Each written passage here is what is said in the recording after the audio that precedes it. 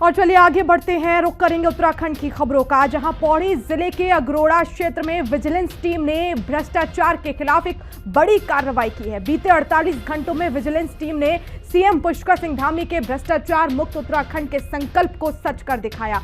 Vigilance team ने चमोली और पौड़ी से राजस्व निरीक्षक रहे 2 रिश्वतखोरों को रंगे हाथों गिरफ्तार किया है। विजिलेंस टीम की इस कार्रवाई से साफ नजर आता है कि मुख्यमंत्री ने प्रदेश में भ्रष्टाचारियों को जेल भेजने की मुहिम तेज कर दी है।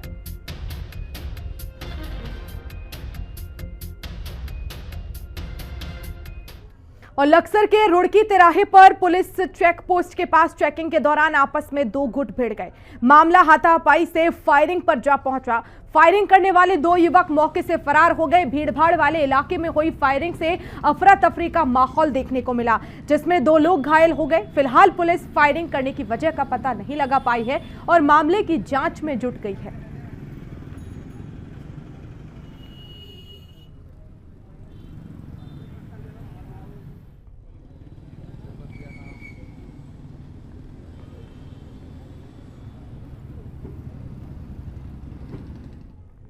और बढ़ते आगे, खबर देहरादून से है, जहां ग्रामीण क्षेत्रों में सड़कों और पुलों के निर्माण के उद्देश्य से लाई गई प्रधानमंत्री ग्राम सड़क योजना के तहत उत्तराखंड के कई गांवों को फायदा पहुंचा है।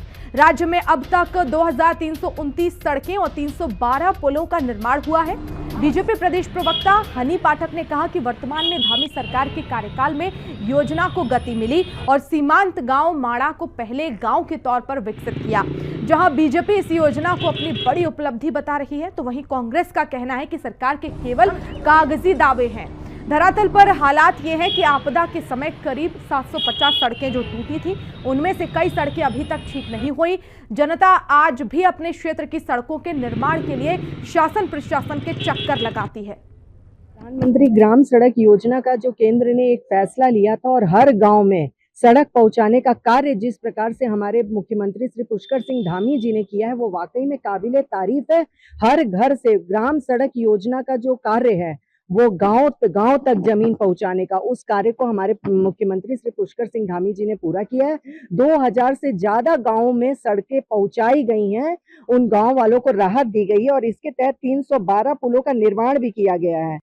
प्रदेश में प्रचंड बहुमत की भाजपा की सरकार है और आज भी आप तमाम दूर दराज के गांव में जाइए, लोग सड़क बनाने की मांग को लेकर के धरने कर रहे हैं, प्रदर्शन कर रहे हैं। वहां के जनप्रतिनिधि शासन के चक्कर लगा रहे हैं, मंत्रियों के दरवाजों पर जो है हमने प्रस्ताव लेके जा रहे हैं, लेकिन उनकी सुनने वाला कोई नहीं है। और धामी जी की सरकार दावा कर रही है कि पीएमजीएसवाई ने जो है नई रिकॉर्ड तोड़ दिए हैं, आज तक इतनी सड़कें ही नहीं बनी। लेकिन आप धरातल पे वो स्थिति देखिए ना, आपदा के बाद से 750 से ज्यादा सड़कें बंद हुई थी, उनमें से अधिकांश अभी तक खोली नहीं जा सकी हैं। लोग रोजमर्रा के काम नहीं निपटा पा रहे हैं। धरातल पर अगर सड़कें बनेंगी और स्थिति सुधरेगी तो निश्चित तौर पर हम भी सरकार की तारीफ करेंगे, लेकिन ये सरकार केवल कागजी दावे करती है, उसी पे चाहती है कि जनता इनकी वाह करे। महिलाओं को राजनीतिक रूप से सशक्त बनाने के लिए कांग्रेस की ओर से शक्ति अभियान चलाया जा रहा है। यूथ कांग्रेस के प्रदेश उपाध्यक्ष मीमांसा आर्या ने कहा कि अभियान की सार्थकता को देखते हुए अब यूथ कांग्रेस के साथ कांग्रेस की सभी इकाइयां इस अभियान का हिस्सा होंगी। यूथ कांग्रेस प्रदेश उपाध्यक्ष ने कहा कि कांग्रेस ने जमीनी स्तर पर महिलाओं को राजनीतिक मंच दिया है और अब शक्ति अभियान के द्वारा महिलाएं राजनीति में नए मुकाम हासिल करेंगी।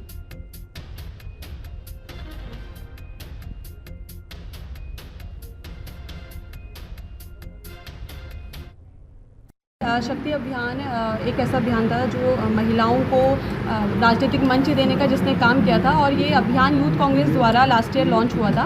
और जिस तरह से आप सभी जानते हैं कि कांग्रेस एक ऐसी मात्र पार्टी है जिसने हमेशा महिलाओं को सशक्त करने का काम किया है। पहले देश की पहली प्रधानमंत्री, मुख्यमंत्री, राष्ट्रपति सभी कांग्रेस पार्टी ने देने का काम किया है। तो इसी को देखते हुए हमारे नेता राहुल गांधी जी ने उनकी दूरदर्शी विचारधारा थी कि किस तरह से जब आगे अगर हमारा आरक्षण जब लागू होता है महिलाओं के लिए, तो हम उनको विधानसभा में और संसद तक पहुंचाने के लिए उनको किस तरह से सशक्त बनाएं। तो उसको देखते हुए शक्ति अभियान लॉन्च हुआ, जिसने हज़ारों महिलाओं को पूरे देश में जोड़ा और उसके साथ ही जिस तरह से शक्ति क्लब बने, शक्ति अभियान के अंतर्गत ही शक्ति क्लब बने और उसके माध्यम से तरह तरह की फेलोशिप और ट्रेनिंग सेशंस महिलाओं के लिए हमारे पूरे देश में ऑर्गेनाइज़ किए गए यूथ कांग्रेस के द्वारा। और इसी को देखते हुए आज जो अच्छा एक हमें इसमें शक्ति अभियान में सपोर्ट मिला महिलाओं के लिए, तो उसको राहुल गांधी जी ने अभी परसों ही कुछ दिनों पहले ट्वीट के माध्यम से इसको सराहा है और इसको अब यूथ कांग्रेस से और मेन कांग्रेस में लाने का उन्होंने काम किया है। और उत्तराखंड में प्रशासनिक अधिकारियों की सेवानिवृत्ति के बाद भी सेवा में रहने की जैसे परंपरा बन गई है। ऊर्जा निगम के तीनों निर्देशक एक्सटेंशन पर चल रहे हैं। उत्तराखंड में डीजीपी का पद भी कार्यवाहक डीजीपी संभाल रहे हैं। सिंचाई विभाग में चीफ इंजीनियर भी एक्सटेंशन पर हैं। ऊधम सिंह नगर के जिलाधिकारी उदयराज तो सेवानिवृत्ति के बाद भी एक्सटेंशन के कारण जिलाधिकारी बने हैं।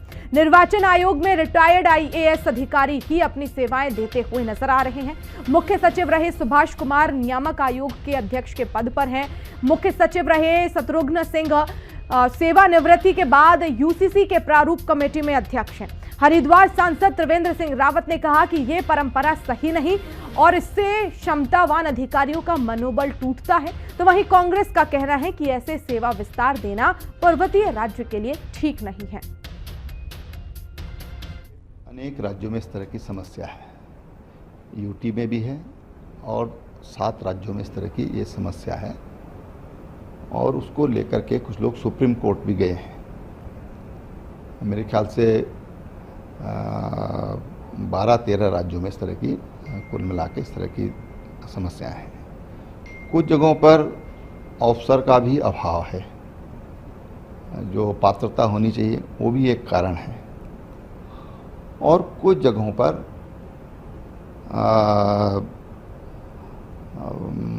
अपना पराया जैसी स्थिति भी है कि भाई मेरे नज़दीक है। कई बार इस तरह की भी बातें होती हैं। कई बार जो सुयोग्य लोगों की भी कमी महसूस हो सकती है, लेकिन मैं सैद्धांतिक रूप से इस बात का पक्षधर हूँ कि बहुत विषम जब परिस्थितियाँ हों तभी इस तरह के काम करना चाहिए।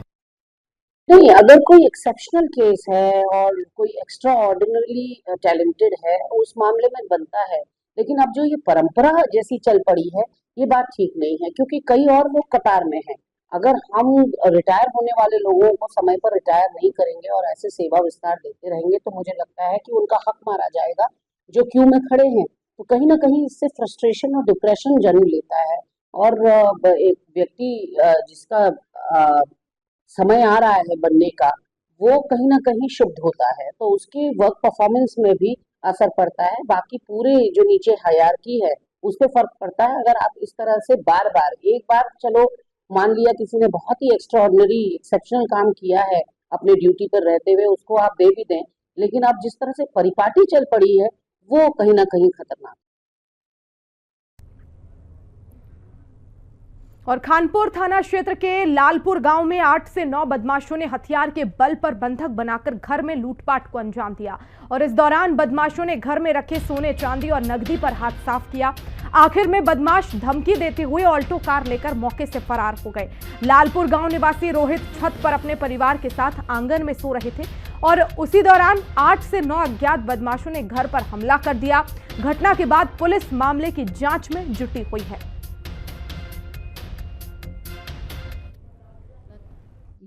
हम यहाँ पड़े थे, दोनों आदमी यहाँ पड़े थे। फिर हम उठाए, अब फिर हम हड़बड़ा गए। हमने कहा कौन है भाई? अब चुप हो जाइए जी। उन्होंने हमारे उस पर वो धरे। अब फिर कहने लगे चलो घर में जी। हम घर में आ गए। घर में आने को उन्होंने मेरे लड़के के हाथ बांध दिए। मैंने कहा भाई क्यों बांध रहे हम? अब चुप हो जाइए, नहीं खत्म कर देंगे भी। तो जब लड़का प्यारा अब कहना तुझे और माल दे दो जो है माल तेरे को, और वो चांदी सोना।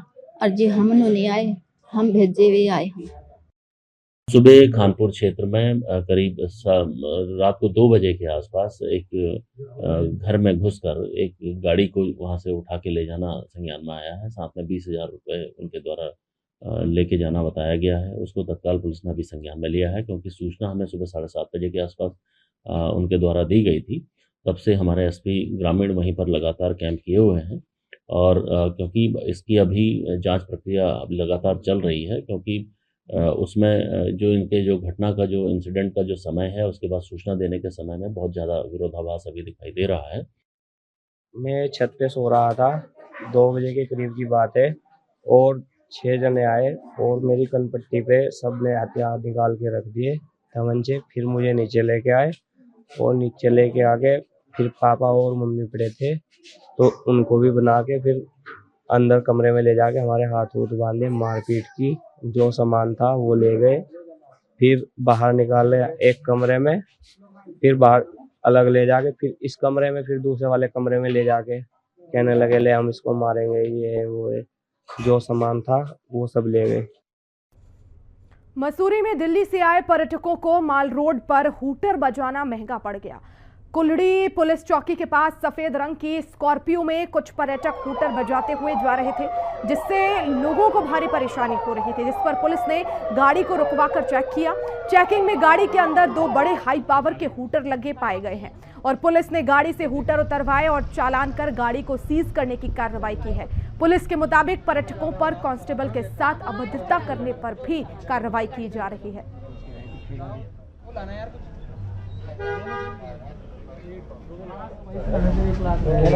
तकड़े लगा रखे यार।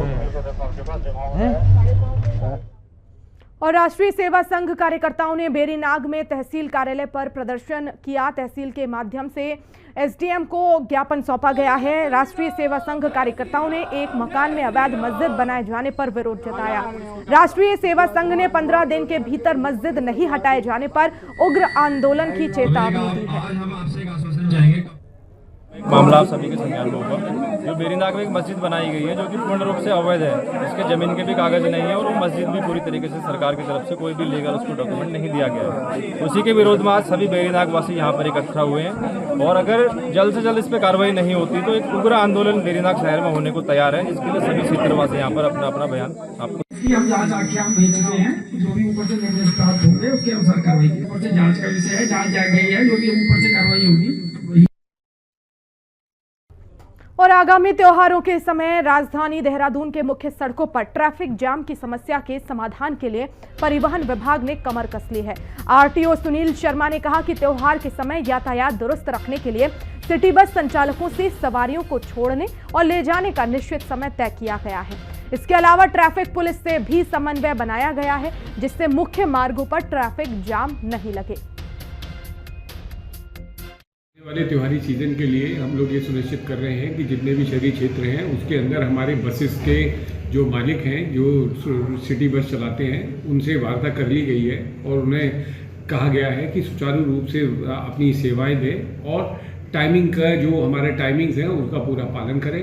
इसके अलावा हम लोग ये स्मार्ट सिटी की जो बसेस चल रही हैं उनको भी फुल कोऑपरेट कर रहे हैं ताकि उनकी सेवाएं जो मुख्य मार्ग है वहाँ से लोगों को आसानी से सेवाएं मिल सकें। इसके अलावा ट्रैफिक पुलिस से समन्वय बैठाकर जितने भी जंक्शंस हैं या ऐसी रोड्स हैं जहाँ पर की जाम की स्थिति लगी होती है उसको उनसे कोऑर्डिनेट करके ऐसी जगह जहाँ जाम लग रहा है उसको खोलने के लिए जो भी हम कार्रवाई कर सकते हैं वो कर।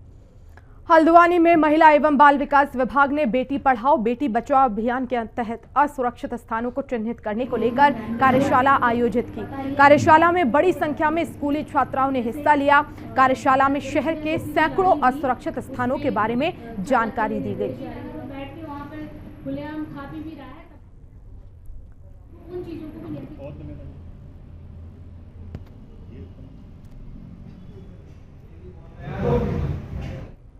माननीय मुख्यमंत्री जी का निर्देश हुआ, उसके बाद जिला प्रशासन ने इसके लिए हमने टीमें बनाई और उस टीम में मैं हूँ और इसके अलावा प्रोविजन विभाग से हैं, पुलिस विभाग से हैं, शिक्षा विभाग से हैं और बाल विकास से हैं।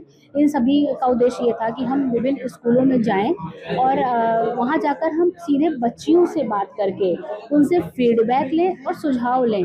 और इन सब का उद्देश्य ये था कि हम उनसे सुझाव और फीडबैक लेने के बाद उनको एक भयमुक्त वातावरण दे पाएँ। पिछले कुछ दिनों आपने लगातार देखा होगा, चाहे कोलकाता की घटना हो या अन्य घटनाएं हो, जगह जगह घटनाएं होती हैं। तो हम इस कार्यशाला का उद्देश्य ये था कि पूर्व में ही उन स्थानों को आइडेंटिफाई कर लिया जाए, चिन्हित कर लिया जाए जहाँ पर बच्चियों को जाने में असुरक्षा लगती है या उनको किसी तरीके का भय लगता है। इसके बाद जब हम विभिन्न स्कूलों में गए और वहाँ में बच्चों ने कई तरीके का फीडबैक दिया, जिसको लेकर हम इसमें कि स्ट्रीट लाइट नहीं है, कहीं पर अंधेरे के कारण उनको डर लगता है, या पार्क में अनावश्यक रूप से लोग बैठे रहते हैं जिसके कारण डर लगता है, या जो खाली पड़े हुए प्लॉट हैं उनमें लोग बैठ के कोई ताश खेलने लगते हैं या कोई ऐसी गतिविधियां करते हैं जिससे बच्चियों को वहाँ से निकलने में डर लगता है। इसके अलावा जो ऑटो चालक हैं वो कई जगह पर उनको गलत दिशा से ले जाते हैं, उनके रूट निर्धारित नहीं है और उनका ड्रेस कोड ना होने से ये भी पहचान नहीं हो पाती है कि वो ऑटो चालक हैं या अन्य कोई है। तो हमें बच्चियों ने बहुत सारी इसमें जब अपनी समस्याएं बताई, उसको लेकर जिला प्रशासन ने इसमें।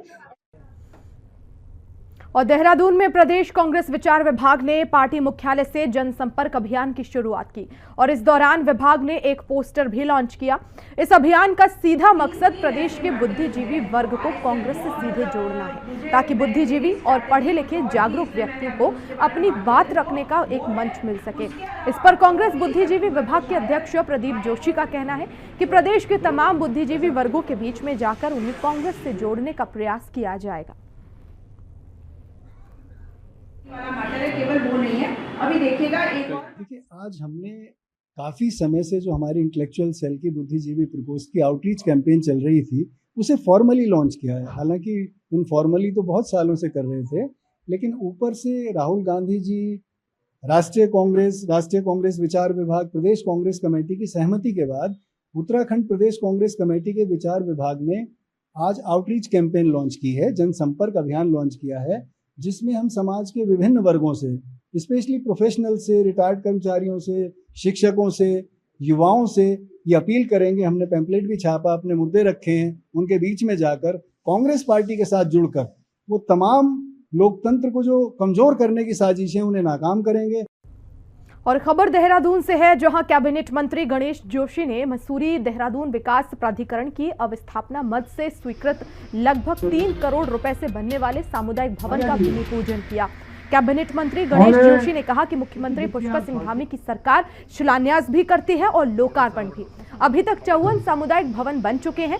गढ़ी कैंट में उत्तराखंड के सबसे बड़े सामुदायिक भवन का निर्माण हो रहा है, जिसका जल्द लोकार्पण भी होगा। कार्यक्रम के दौरान ही लोगों ने पुरुकुल गांव में बरसाती नाले के पास पुल निर्माण का आग्रह किया।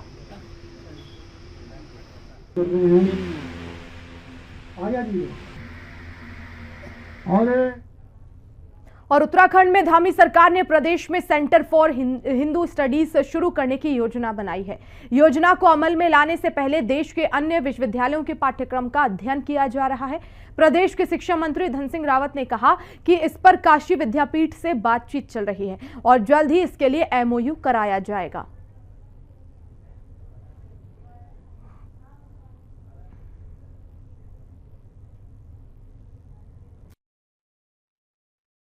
देखिए, मैंने कहा कि उसमें अभी पूरी तैयारी हो रही है और उसमें काशी हिंदू विश्वविद्यालय में अभी उसके लिए पूरा हम लोगों ने उनके साथ भी बातचीत कर रहे हैं। जिन जिन विश्वविद्यालय में ये फाउंडेशन कोर्स चलता है, ये कोर्स चलता है, उनके साथ भी एक MOU किया जाए। और खबर उत्तरकाशी से है, जहां ड्रग्स फ्री देवभूमि मिशन 2025 के तहत पुलिस अधीक्षक के निर्देश पर चलाए जा रहे नशे के खिलाफ अभियान के जरिए अवैध नशा तस्करों पर कार्रवाई करते हुए मोरी पुलिस और SOG की संयुक्त टीम ने लक्ष्मण नामक युवक को 864 ग्राम अवैध अफीम के साथ गिरफ्तार किया है।